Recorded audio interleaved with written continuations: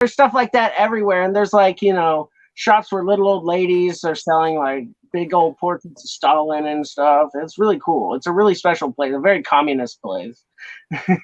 This is a escalator in one of the gift shops we went to, and it has all the Chinese revolutionary posters. Para que se asustan será pa' mejor. Es el pueblo entero el que ya está gritando. ¡Viva la revolución! Iranian nuclear weapons development. They have turned the island into a communist hellhole. The experiment in Venezuela has failed completely.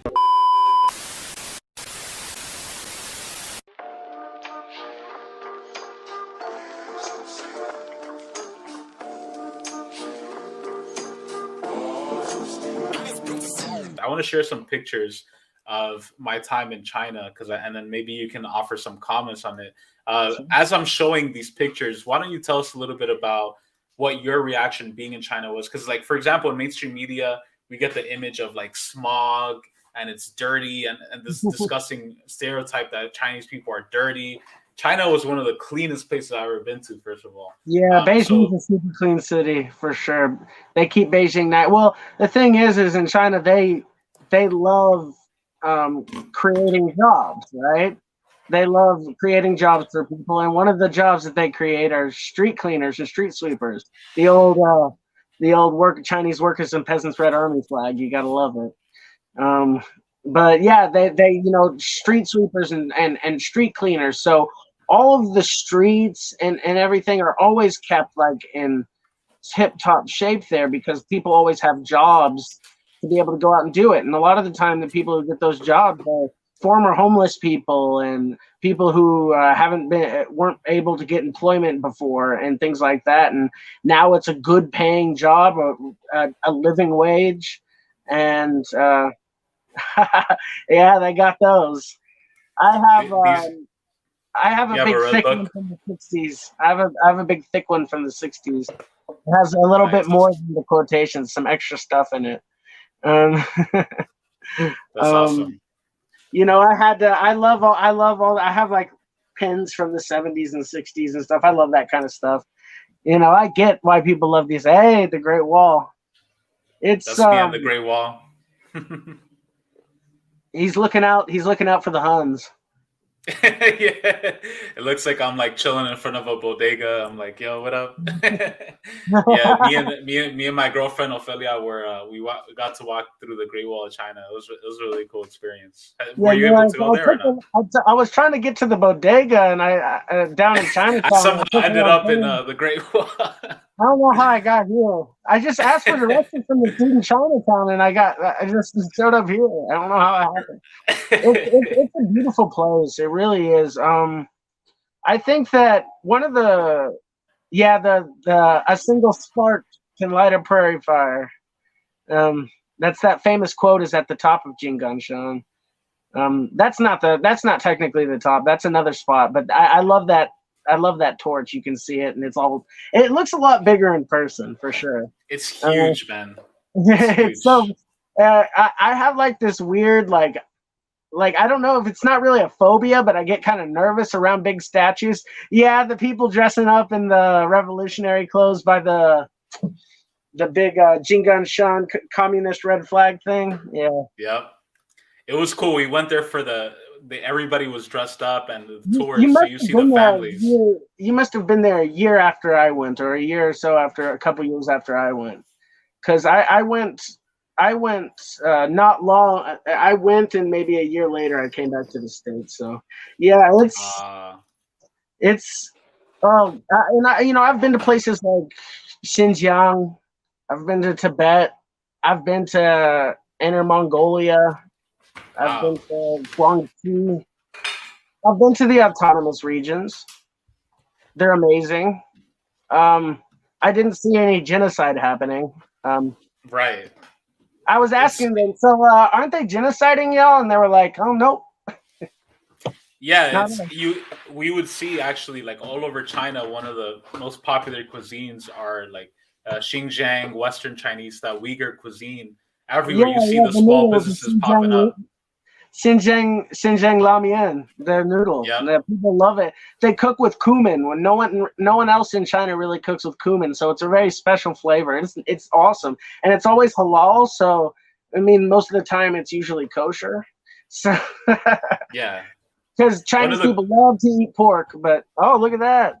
Well, this is my girlfriend Ophelia. One of the cool things that we realized when we were in China. So, if for those of you who are watching, this is a huge replica of the Mexican silver dollar, of the peso. And so we're just walking in this random small village in China, Jinggangshan, and we see this huge peso.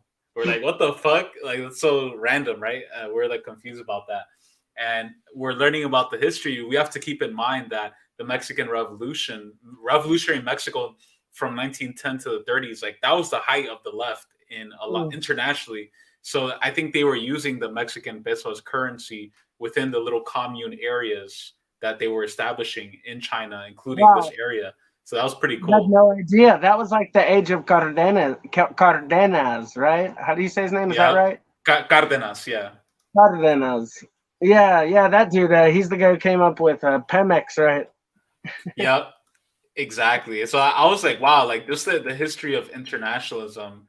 Yeah, I thought it was really cool. Well, during did you climb? You climbed all the way to the top, obviously. Only because I went with a bunch of older Communist Party members, and that's how I got to go. I went on a trip with those dudes. And the only ones that went to the top were me and one of the sons who was in the YCL. And if you notice at the base of Jinggangshan, there's actually a YCL, or not YCL, that's what it's called in the USA, the CYL, the Communist Youth League, the Chinese Communist Youth League. They actually have an office right at the base of Jinggangshan where the mausoleum is, right before you climb up to the top, that you can see their flag sitting over there. They got a little office over there. That's awesome. Yeah. This is one of the coolest. I forget how it's pronounced, base or when it's like carved into the wall. So for those embossed, really embossed, yeah. So you could see like Marx and Lenin in the background, and it says CCP, and it shows people in the Communist Party of China taking their oath with the fist up. Yeah, that was one of the pieces of art that I thought was really cool. Just a lot of cool stuff like that you see everywhere. Did you get to go see Mao? Did you see his body? I did get to see it. That was a really powerful. I couldn't. How was your experience? Well, it was during the national holiday and upcoming the National Congress in 2018 when I went to Beijing. So it was like during a national holiday, like the October 1st holiday time, and also I think the 18th Party Congress was coming up. So it was so freaking crowded. But I waited in line that entire time. I did it for hours and hours to go see him, and it's like it's hard to believe that body was once used to do the things that it did, right?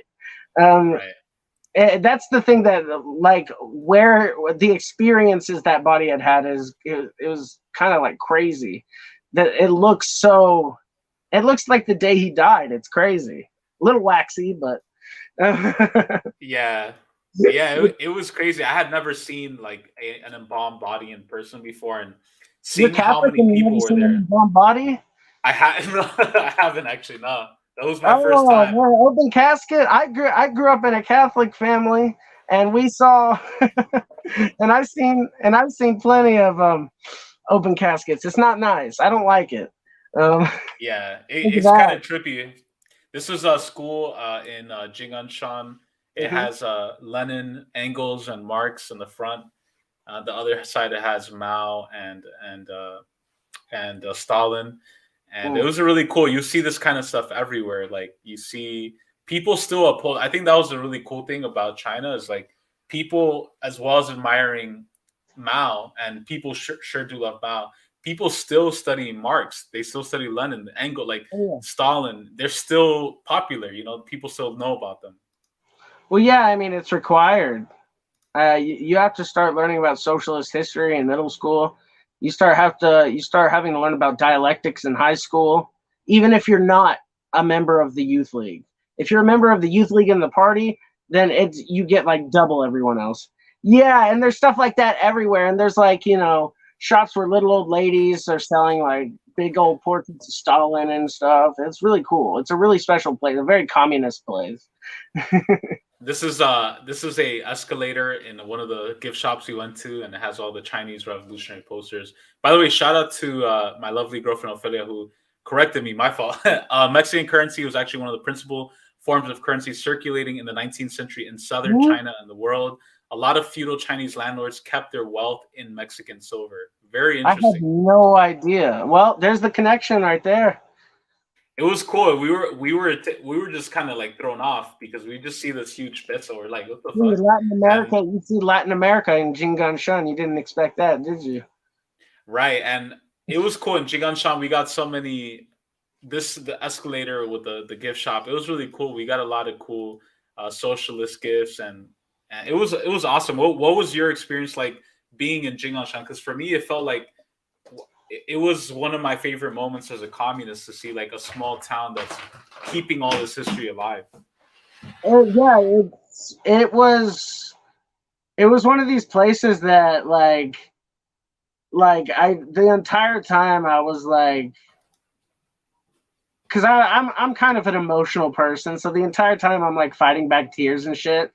Especially when I start seeing the names of people, I'm like, oh god, and their ages like 20 and 23 years old and stuff, and I'm like, my goodness, you can just feel there's like this pressure in the air. There's like this pressure in the air, and you can feel like the weight of the sacrifice and what it means to this nation that's now lifting billions out of poverty because of the sacrifices of these kids. They're kids. Right. They're young. And like I didn't see many ages in there that were yeah. And those were just the ones who were able to get, their busts made. The many more names on there of the faceless people, and it's just like it's really hard to and in the museum you can see all the famous generals and their busts and stuff, and there's a big old picture, or there's a big old statue of Mao, a couple big old statues of Mao over there. But it was cool to see that, because I had never, like, growing up in the US and being around the Chinese American community, like, to see these replicas of Mao being protected and cherished by the Chinese people, something that was really cool. This is probably the one where you were thinking about, right? Yeah, there's that one, and then there's one I think where he's a bit younger that's further back up inside the museum, outside of it, but like it's in between two buildings. I forget. It's been a while, but yeah, that's one of them for sure. It was really cool. I was telling Ophelia, I was like, I would love to retire here, honestly. How cool! It's a beautiful mountain town. It's like, and like the restaurants there and stuff are in like these, like a lot of the houses are old school houses and stuff, and they're really cool. It's a really beautiful little like, and it's like on this like little lake, and it's just beautiful. It's a beautiful mountain village. Even the nature and seeing how pristine, like, this is a shot I took of a waterfall just in the middle of the place, like nothing too special. How clean, clear, and well protected the environment is. It just debunks this racist myth that China is like dirty. In Chinese cities, you'll find giant green belts. Like I went what they call mountain climbing, which is really just like hiking in the hills, like what they would do in LA or something. But hiking in the hills of Guangzhou, in the middle of this giant city, Guangzhou, like 26 million people, you can just go on a mountain nature hike. And I remember getting it towards the top of the mountain, looking around and seeing all the city around you. It's like, whoa, we're in the middle of the city. What are we doing here? This is wild. It feels like I'm in the countryside right now. Yeah. It's really cool what they do with nature and green belts within cities and stuff. And they really try to, because a lot of the people spend their whole lives in these cities, and a lot of them never leave. But they all get to experience nature because of these well-preserved green belts within cities, and they're all over China, all these big cities. Really cool.